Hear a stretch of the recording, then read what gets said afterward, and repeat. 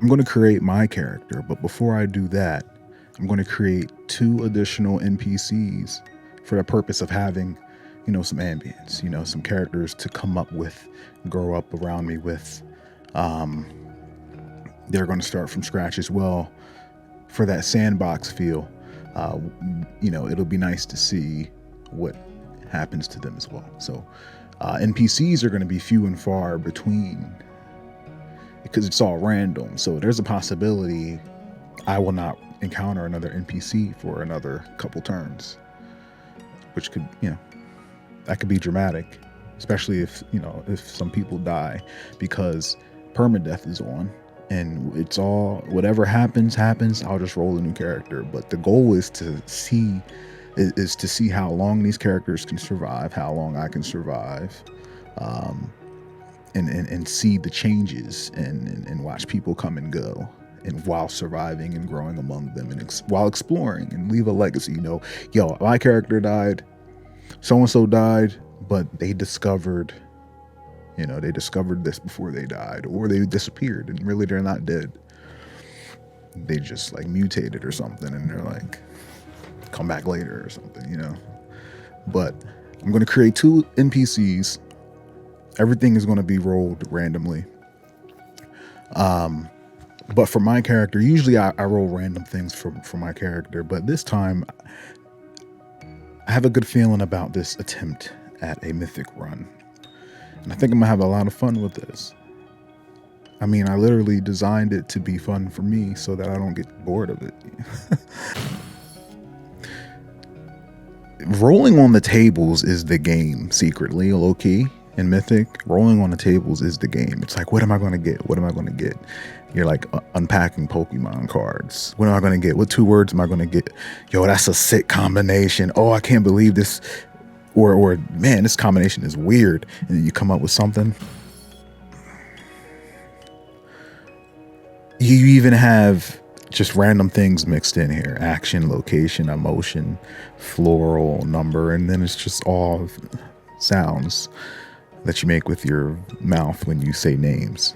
And the inspiration that can come from these words in here, the things that come to mind the first time when you see the word, immediately you think of something, and then you start to think, and then you can just a name comes out of the blue. 53 73 73 73 53 73. Ma Rin. Ma Rin. Ma Rin.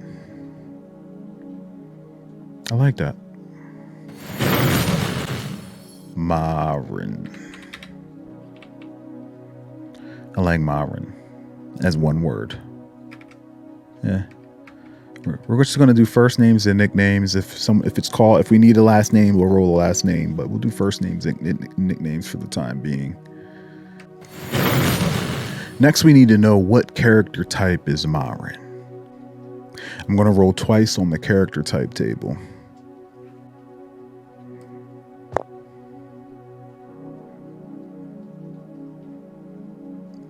$94.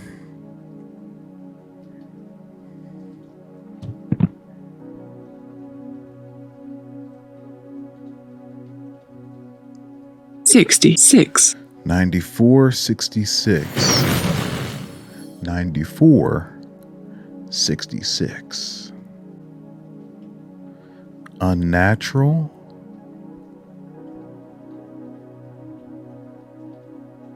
Mysterious. Unnaturally mysterious.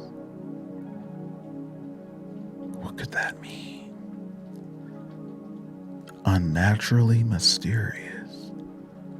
Now, I could go and roll other things and come back to that, but I say we build it as we go and commit to the idea and the path that we build for this character that we have in mind. We'll say that she looks like she could potentially be undead. Let's go with that. And we don't know why. We don't know why. they look this way. But that's going to be the mysterious part. Like, we don't know why. They just look this way is how we're going to interpret that. They just look pale. No one knows why. Looks pale. No one knows why.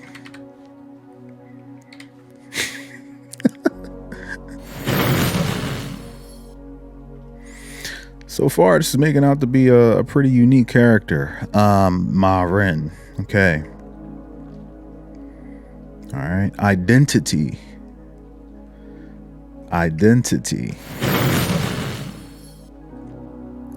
63. 63. That's a little better. 74. 63, 74. 63, 74. Mundane, professional. I'm thinking like a scavenger. Some sort of like professional collector. A professional scavenger.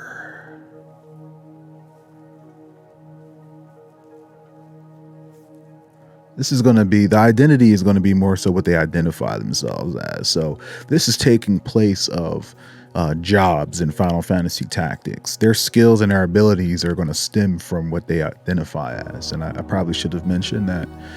But yeah, we're going to go with, we got mundane scavenger or a mundane professional. So a really top tier scavenger, elite scavenger, we'll call it. Elite scavenger.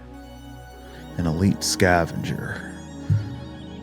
Elite scavenger. Elite scavenger. Yeah, I like that. Elite scavenger class. I like the pale idea. I don't want to backtrack too much. We're going to run with the pale idea. But they're mysterious. They're just mysterious. No. They're mysterious because they don't look human. We'll say non-human. Mysterious, non-human. Mysterious, non-human. That goes with the mysteriously unnatural. So mysterious, unnatural, mysterious, and non-human. They're an elite scavenger. Okay. All right, let's get a description.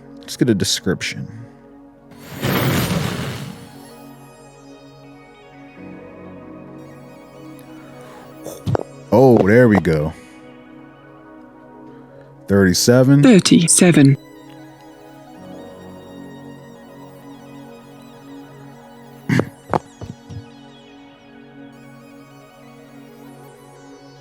51. 37, 51. Crazy. This is a description of the character. Crazy. Foul. Crazy. Foul.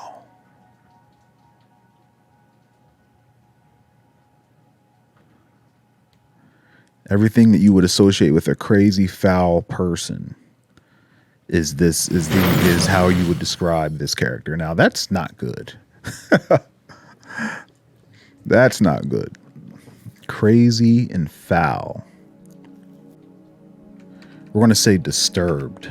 We're going to combine that into one word and say disturbed is how you would describe this person. Disturbed individual is how you would describe this person. We'll say incredibly disturbed individual. We're going to say foul is such a strong word that deserves to be in here, honestly. You can pull a lot off of that. Incredibly disturbed and foul individual. It should be interesting to figure out, is this person like redeemable? You know what I mean? Are we going to become friends with this person? What do they look like? Appearance is next. What do they look like? We're going to roll their appearance. And we're going to roll twice. Per the usual.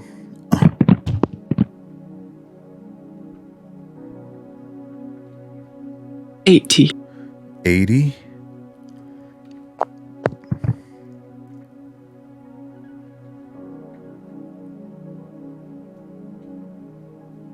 $72. 72. 80, 72. Appearance. Scholarly.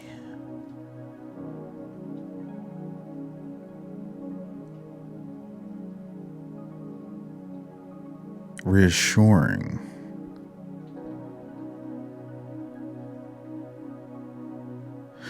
I interpret that as they look very well put together, almost scholarly. A learning person. They look well put together, but I reassure you that they are a disturbed individual. I'm getting that kind of vibe. Like, yes, they look put together, but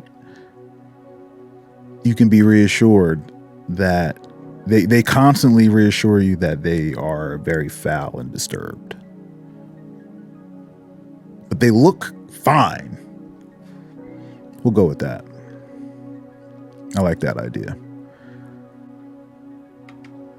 We're going to say scholarly, right? Scholarly. They look scholarly, but something is still off. Now for the detail that is really going to matter, and I'm hope this is like figuring out who your roommate is going to be. Personality. Here we go. This is going to be important because the AI is going to feed from this. It's going to put a lot of emphasis on the personality. So hopefully, if they're anything like, so far, I mean, hopefully their personality is different. But hopefully it is what it is, because I'm looking forward to the experience no matter what type of person they are. It's going to be strange indeed, which is what I want. Personality. All right, we're going to roll two. We're going to roll 2 for personality as well. Let's get it. Ah. 80? 80. 80. From 8 to 80, blind, crippled to crazy. 80. 96. 80, 96. 80, 96. Responsible. Vocal. Responsibly vocal. They are careful with their words. They're well thought out. They're eloquent. They're eloquent and vocal. Eloquently outgoing. Background. Let's figure out what their background is.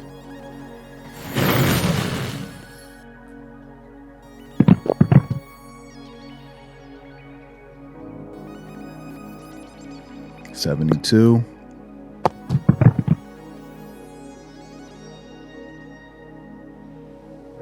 12. 12. 72. 12. Place. They're from a bleak place. They're from a place. A bleak place. That's what we know. They're from a bleak place of the master plane, which is the setting, which is the realm. They're from the bleak parts of the master plane. Hopefully we'll learn more about what exactly that entails. But for now, we know that they are from a place that is bleak. Dark, literally a dark background. From the bleak corner of the master plane. If we'll leave it at that. I mean, I'm okay with that. And then next, Motivations. What is my character's motivations outside of obviously occupational motivations? But other than that, what else can we tie to them to make them more complex? I'm going to roll twice on here. We're going to roll twice on the character motivation table.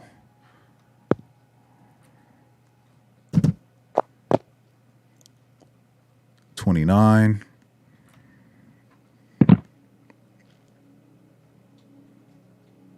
44. 44. 2944. Find illness. Maybe they know that they're strange and they want to figure out why. I think I want to interpret that as they are just curious and things like that, like oddities. You know, illness is mundane. It's a common thing. And they are interested in that. Maybe they are a scavenger of illnesses.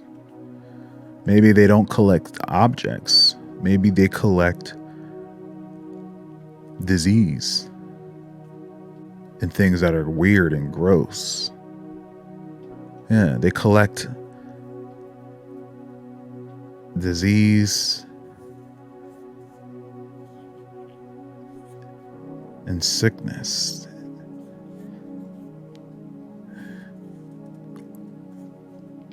They collect those kinds of things. Ugh. Plague. They collect plague. Let's go with that. They're a plague collector. Let's go with that. Discover and collect plague, illness, etc. All right, next we're going to do attributes. So for every NPC's attributes, we're going to randomly roll them. I want a completely unleveled game, so random everything. But for the attributes specifically, instead of me asking Mythic, is this stat what I expect it to be? I have no expectations. I expect it to be random. So I'm going to take all the ranks and put them in a tool, and I'm going to randomly roll for each attribute. So each rank is going to be pulled randomly out of a hat. Starting with strength. Myron's strength attribute is going to be average. Average. Okay. Makes sense. She's an elite scavenger with average strength. Agility. Agility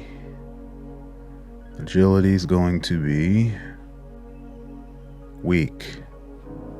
Weak agility. Wonder why. Surely there's a reason for weak agility. Okay, what about reflex? All right. Reflex. Average. IQ. Below average. IQ. So they look scholarly, but they're not. Interesting. Intuition. High. Makes sense. They're a scavenger. Maybe that's how they get by, off their intuition alone. Willpower. Above average. And last but not least, toughness. Weak. A little frail. Okay. So Myron has average strength, weak agility, average reflex, below average IQ. Maybe there's a disease in there somewhere. High intuition. That will come in handy. Did for her. Above average willpower.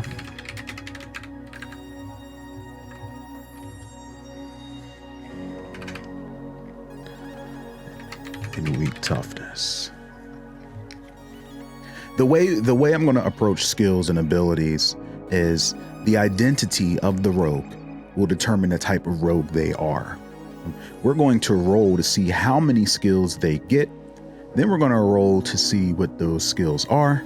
And then we're going to roll to see what ranks they are. And the reason I'm approaching it as random as I am, instead of having someone specialize in something, is because I want it to be random. I do see these characters coming and going because of permadeath, and I want to add that random RNG gotcha Pokemon mechanic to it, where I can encounter a character who's really badass, or I can encounter a knight who sucks at being a knight. I'm totally okay with that because there's room for growth, and if there is a character who's supposed to be good with the sword and they're not, that'll be something that we can work on, or maybe even go a totally different direction. So it's more so for flavor and a scheme that the character, a persona that the character would take on, and it's not about how proficient they are. It's all about fleshing them out so that the AI knows what they are capable of in conversation. I'm going to roll 1d6 to see if we can figure out how many skills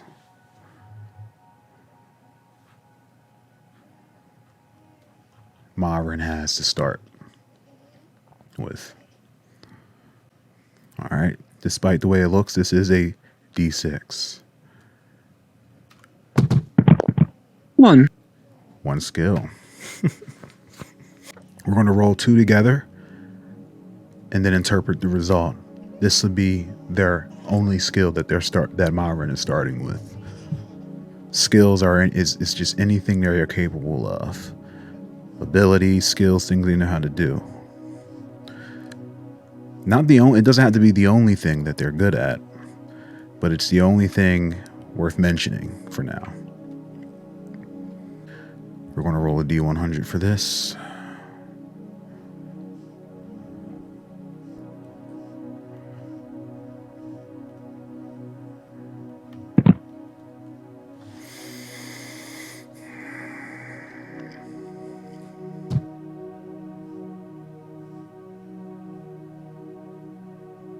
Forty-three. 5. 43 and 5. Heal. Art.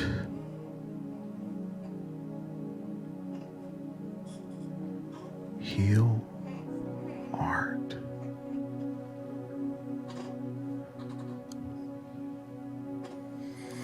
So it is mentioned that Myron collects plagues, right? And maybe there's a reason for that. Maybe this person, this particular person, has knowledge of medical things involving disease, illness, and maladies, and that is why they collect. Their fascination for these things kind of lends to their knack of the medical arts. Healing arts is what I'm interpreting. Art and healing.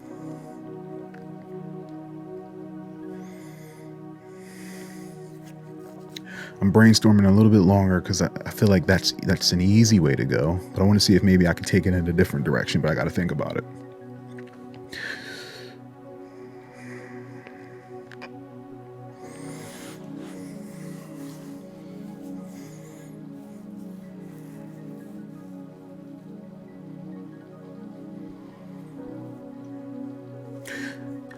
The art of healing, but they approach it differently. So they use different ways to heal and take care of those types of things. And they maybe they use the diseases and the plagues that they scavenge to come up with remedies, or maybe even things that make things worse or make things better at a cost of getting worse in other areas, some sort of plague healing. And so their approach is like an art form to them. It's different, and strange, and it makes use of the unexpected. We're going to say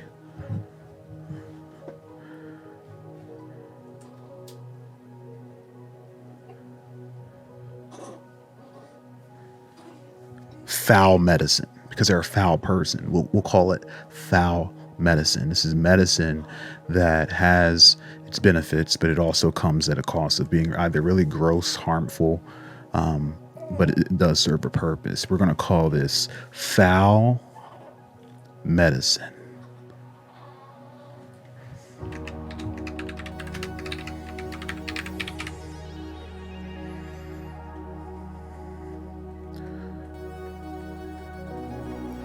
We're going to roll the rank for this as well. How good are they with foul medicine?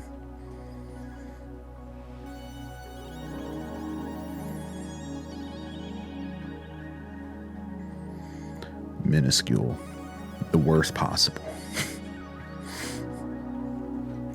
Maybe they need more. They need to add to their collection in order to get better. That's something they'll probably work on and practice with, but for now, it's not a great attribute, especially if it's your only one. But that's okay. Yeah. But yeah, they're not that skilled, but hopefully, they have high intuition, so that's good. That'll help. That'll help. All right, and now we're going to roll traits and flaws. How many strengths does Marin have? 2. 2. We're going to roll 2 strengths, and we're going to roll how many flaws?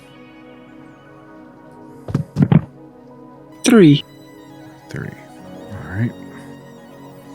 2 strengths, 3 flaws. We're going to roll on the traits and flaws table.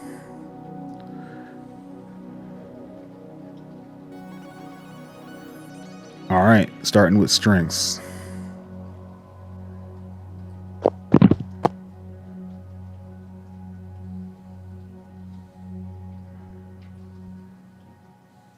$56. 22 and 34. 22 and 34. Delicate. 34. Feeble. And this is a strength. Delicate. Feeble.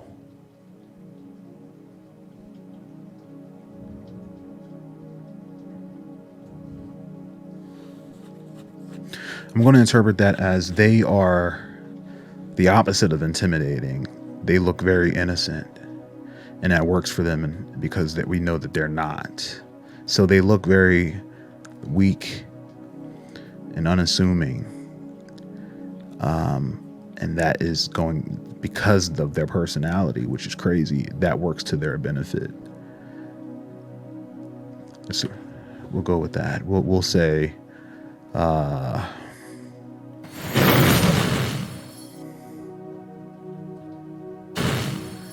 Deceptively innocent. That's insidious.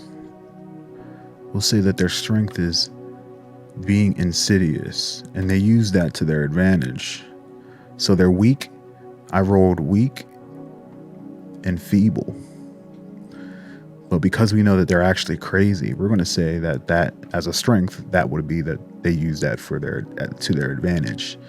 They are insidious. We'll say that they use that in situations that involve intuition. They don't trigger anyone's intuition. They have a bonus and an advantage in situations when they are being deceptive using their looks. So any situation involving deception, they would have an advantage if they can kind of pull off the scam. Bonus in matters of deception using appearance. All right, let's go ahead and roll that last one. That other strength.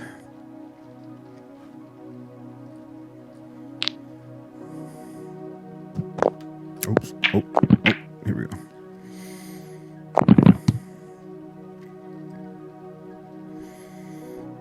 $62. 25 and 37. 25 and 37. Driven. Fortunate.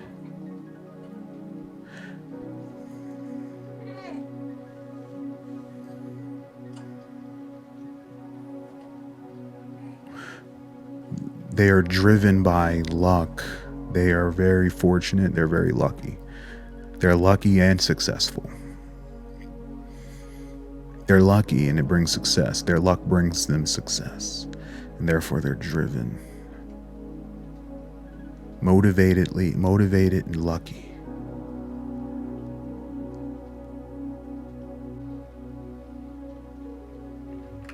We'll just say driven by luck. Luck driven. Luck driven.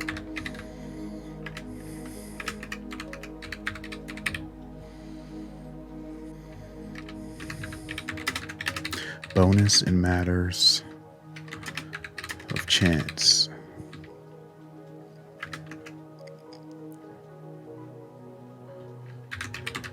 Inspired by good results, good outcomes.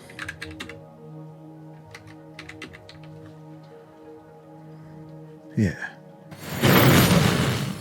And 3 weaknesses. Uh-oh.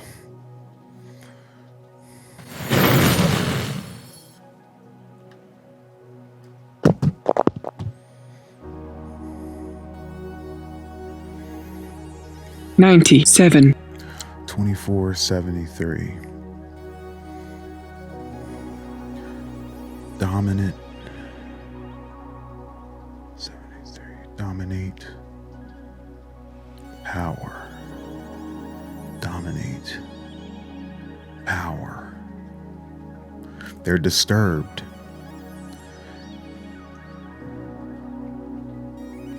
And their crazy side gets control of them.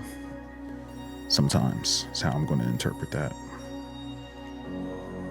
Dominated.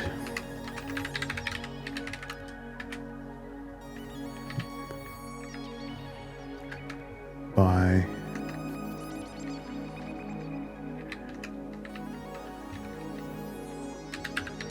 powerful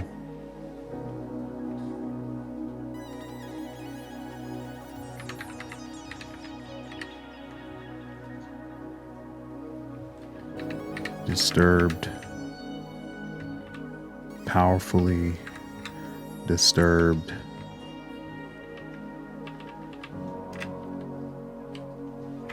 alter ego.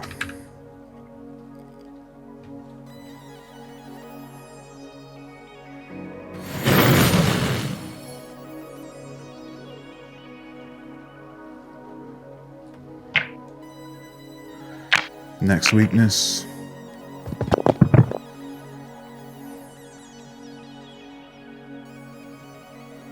$102. 8121.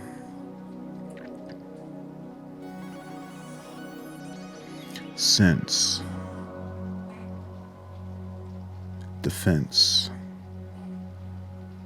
Oblivious to immediate surroundings. Vulnerable.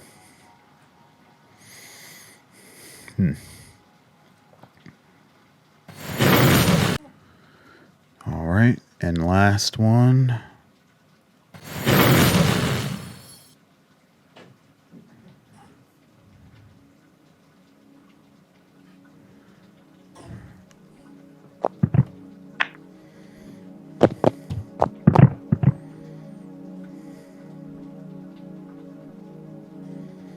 $128. 5078.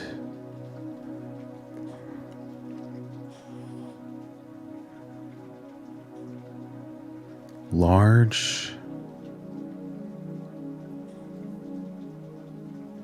resistant, large, resistant. I'm going to interpret that as they are very resistant to something. That's, and this, because this is a weakness, it's bad to be resistant to this. We had mentioned that they are unnatural. And I kind of look at that as someone who is, one, either not human, some sort of construct. Maybe they look strange for this reason. We'll say that they are resistant to something that is common, that is commonly good for typically good for you, but they're resistant to it. Maybe we can tie this to why they are in search of illnesses and plagues, medicine for themselves, maybe because the regular stuff doesn't work. So we'll say that they are largely resistant to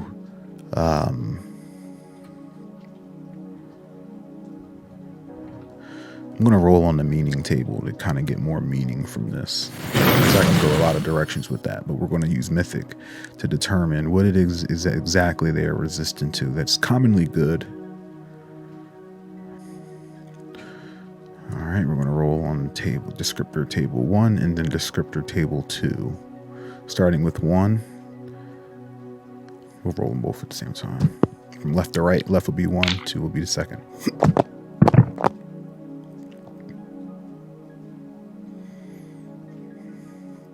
154. 90, 64, 90. Roughly mature.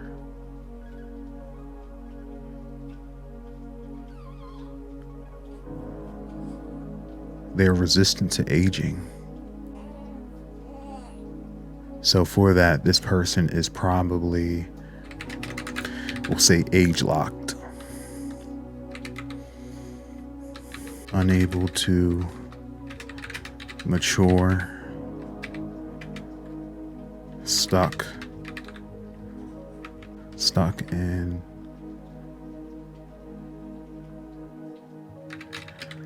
immature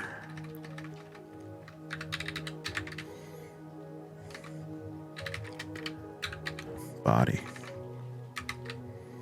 So I'm thinking like just a young old vampire or something without the strength. Damn.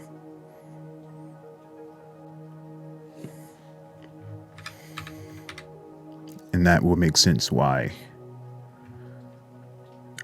their stats, they're that weak toughness, below average IQ, like maybe their brain is, they're not even learning. Damn. Weak agility.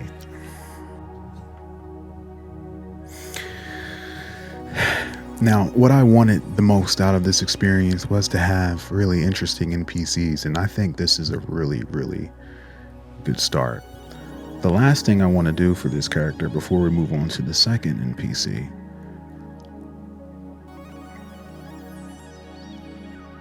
is create what they look like. Based off all the information we just generated for this character, now we're going to meet them. This mysterious and otherworldly woman is an enigma, wrapped in tattered robes, adorned with eerie symbols and motifs, carrying a large, leather-bound book under her arm. Her appearance is scholarly, yet her piercing gaze and air of mystery instill unease in those around her. Her gaunt, pale complexion and deep-set eyes only add to her eerie presence. Her mind is consumed by her disturbing desire to unearth and collect all manner of illness, plagues, and disease. She is an elite scavenger, hailing from a bleak corner of the master plane, with a knack for discovering and collecting the most obscure and grotesque specimens. She is not afraid to employ the most unsavory and disgusting medical practices in her pursuit of knowledge. Despite her frail and feeble body, her mind is sharp and her intuition high. Her movements are lethargic and slow. Her wild hair adds to her unkempt appearance. She speaks with eloquence. However, her outgoing personality is marred by her disturbing nature. She is driven by her own luck, aware of its power, and is willing to take risks, even if it means putting herself in dangerous situations. She is occasionally dominated by a disturbed alter ego, which leads her to make questionable decisions, but she is always aware of the risks and is willing to take them. She is a survivor, ready for any situation that may arise. Greetings, Myron. Greetings, Director. I'm glad to see that you share my fascination with the macabre. Allow me to tell you a bit about myself. I am a scavenger of gross and strange oddities, and my life's purpose is to study the intricacies of disease and illness. I will stop at nothing to uncover the secrets they hold, no matter how unsavory or grotesque they may be. My knowledge of this field is vast, and my intuition high. I am willing to take risks in pursuit of knowledge. So what have you got for me? I just want to make sure that you'll be able to handle yourself out there. You don't seem to have any weapon skills. Yeah, but you must understand that my physical skills are far from the only means to protect oneself. You mustn't forget that my mind is a powerful weapon, and my luck is almost uncanny. With these two tools, no foe shall stand in my way. Tell me, what have you heard about this virulent strain of the plague? I haven't heard anything about a plague, but what can you tell me about it? Oh, my dear Director, you have much to learn. The virus is a rare one, and it has been ravaging the nearby village for weeks now. It is my mission to investigate and collect a sample of this virus for my studies. But before we discuss further, tell me, what have you learned about this virus? I don't know anything about the virus, and I don't know anything about a village. How did you find out about a village nearby? What? You don't know about the plague-ridden village? Why, my good man, this is news to me. Please do share what you know about this mysterious place. It seems my luck may have struck again. Perhaps with your help, we can uncover the mysteries of this strange and virulent illness. Sometimes you're a bit strange. Strange. I'm merely a curious individual, desperate for knowledge and understanding. And if you have knowledge, I am eager to listen. After all, the only way to learn is by listening and asking questions. So, please, tell me more about this unknown disease in the nearby village. Never mind the unknown disease in the village. Tell me more about your alter ego. My alter ego, you say? Well, that is a rather interesting subject. Allow me to explain. My alter ego is a terrible entity consumed by its own darkness and malice.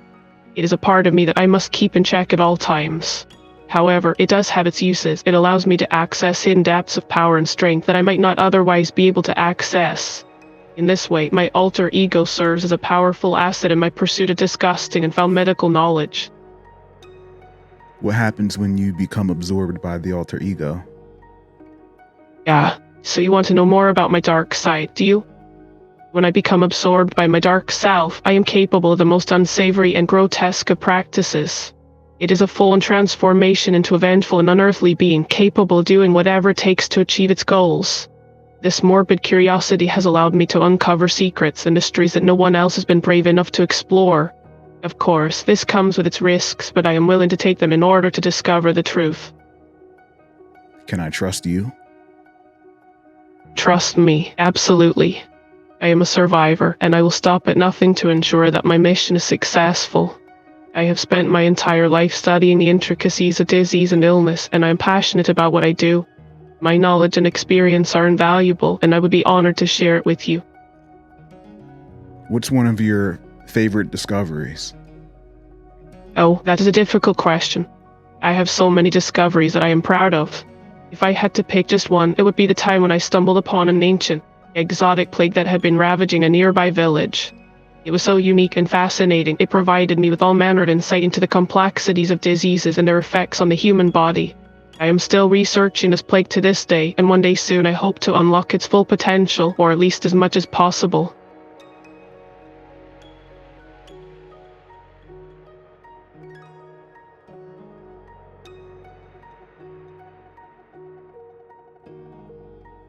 Describe to me what's in your satchel.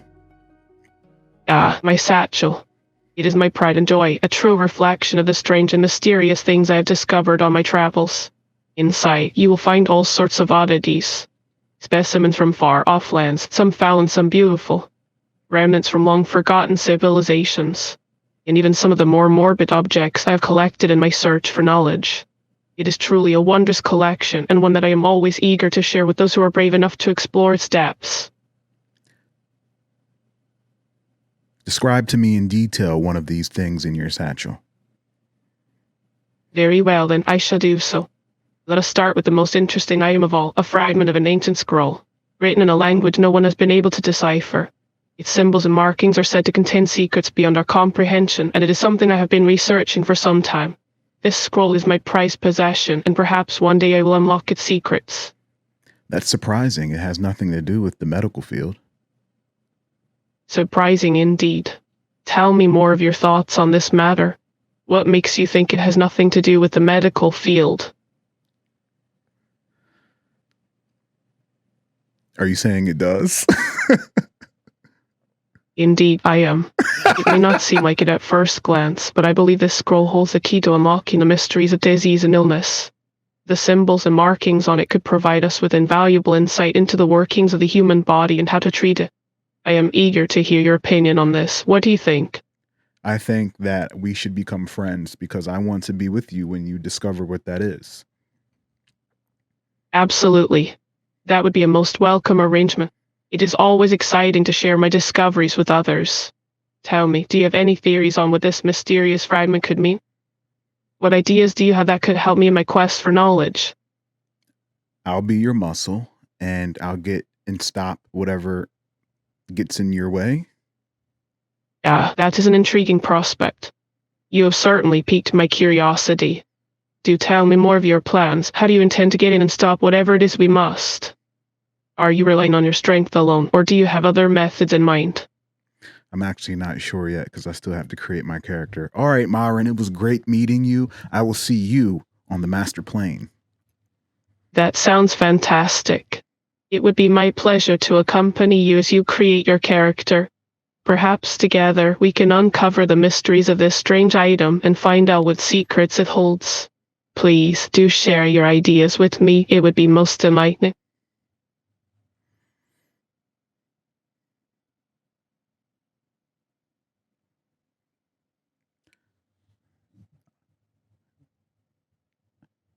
That was incredible. This is going to be amazing.